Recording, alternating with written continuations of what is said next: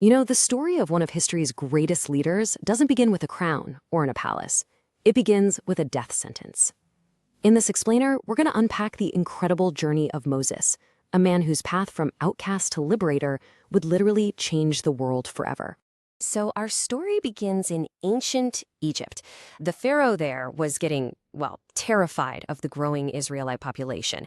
And that fear, as we read in the book of Exodus, is about to set off a chain of events that absolutely no one could have predicted. Pharaoh's command was simple and just absolutely brutal: kill every newborn Hebrew boy.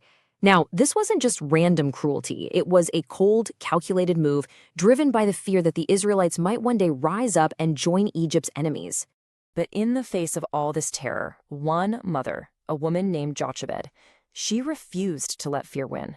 She came up with this desperate plan, trusting her son's fate not to Pharaoh's horrifying decree, but to the currents of the Nile River itself.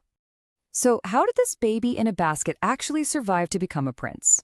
Well, it wasn't through some grand divine miracle. At least, not yet.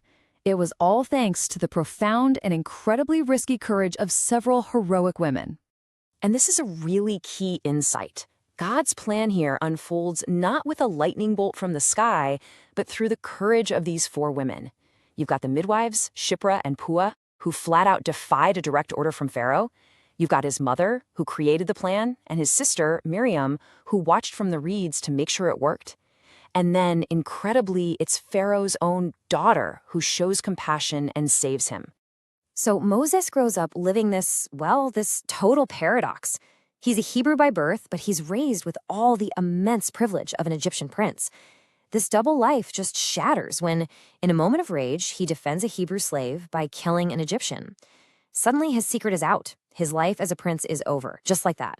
He has to flee, and he ends up spending the next 40 years in exile, trading in his royal robes for the simple life of a shepherd. Okay, fast forward 40 years. Moses is a shepherd now, living a quiet life out in the land of Midian. But an extraordinary encounter out there in the desert is about to completely shatter that peace and change not just his life, but the fate of his entire people. Out there, in the middle of nowhere, Moses sees something impossible, a bush that is engulfed in flames, but it isn't burning up. And from this burning bush, God calls him to do something huge. Go back to Egypt, the very place he ran from, and confront the most powerful man on the planet. But Moses' first reaction? It's not heroic. Not at all. It's pure self-doubt. You can see it in his question right there. He's basically arguing with God, totally convinced he is the wrong guy for the job. He feels unqualified, unskilled, and just completely unworthy of this massive calling. And this is where the whole story just pivots. Take a look at the two transformations happening here. God takes the most ordinary tool Moses has, his shepherd's staff, and turns it into the rod of God, a channel for miracles. And at the exact same time, he does the same thing to Moses himself. This reluctant shepherd, a guy defined by his past failures, is transformed into the leader he was always meant to be. So armed with this new purpose and his new staff, Moses heads back to Egypt. And what happens next is this dramatic showdown with Pharaoh, a series of escalating events that the Bible calls signs and marvels. Now, it's so important to understand that these plagues weren't just random disasters. Each one was like a targeted spiritual attack, a direct challenge to the gods of Egypt. They were a methodical display of power, designed to answer a question Pharaoh had asked earlier: who is the Lord that I should obey him? A really great way to think about the 10 plagues is like climbing the rungs of a ladder. With each step, God's demonstration gets more and more intense. The first set of plagues shows his immense power. The next set shows his precise control. And the final set? That's all designed to prove his ultimate incomparability, to show that there is no other power like him, anywhere. And here are two perfect examples of that strategy in action. The plague of frogs. That wasn't just an annoyance. It was a direct mockery of Heket, the Egyptian frog-headed goddess of fertility. And then you have the 9th plague, a darkness so thick you could feel it. That was a total humiliation for Egypt's most powerful god, the sun god Ra, proving he had no power at all. But even after 9 devastating plagues, Pharaoh just refuses to give in. His heart stays hard. And this This sets the stage for a final, tragic confrontation, the one that would finally break his will. The warning for the 10th and final plague was the most terrible of all. The firstborn son in every single Egyptian household would die. And no one would be spared, from the heir on Pharaoh's throne all the way down to the son of the lowest slave.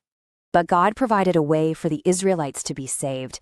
He told them to mark their doors with the blood of a lamb, and the angel of death would pass over their homes. This act of faith became the very first Passover.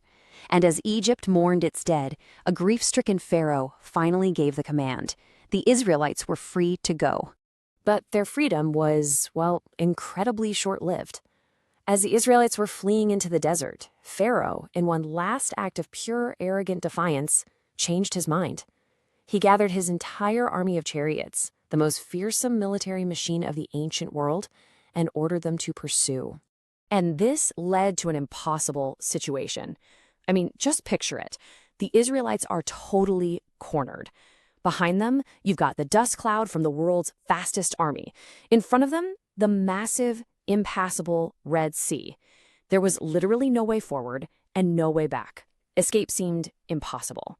And right here, in the story's ultimate climax, Moses raises that same staff, the rod of God, one last time. And in the greatest miracle yet, the waters of the Red Sea part, creating a dry path to safety between two towering walls of water. As soon as the very last Israelite set foot on the other side, Moses lowered his staff. The walls of water crashed down, completely destroying Pharaoh's army. In a single moment, their chains were broken, their enemies were defeated, and their freedom was finally, truly won. So what's the ultimate takeaway from the story of Moses? It's that world-changing leadership often begins not with power or prestige, but with a humble, self-doubting question, who am I? It's this powerful reminder that sometimes the most unlikely and reluctant people are the very ones the world is waiting for. The question this story leaves us with is, what unlikely leaders are waiting for their call today?